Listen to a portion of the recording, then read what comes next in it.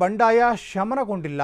ಕಳೆದ ಕೆಲ ದಿನಗಳ ಹಿಂದಷ್ಟೇ ಮುಖ್ಯಮಂತ್ರಿ ಸಿದ್ದರಾಮಯ್ಯ ಟಿಕೆಟ್ ಆಕಾಂಕ್ಷಿ ಬಿಜಿ ವಿನಯ್ ಕುಮಾರ್ ಅವರನ್ನ ಕರೆಸಿ ಆತನ ಬಂಡಾಯಕ್ಕೆ ತೆರೆ ಎಳೆಯುವಂತಹ ಪ್ರಯತ್ನವನ್ನು ನಡೆಸಿದ್ರು.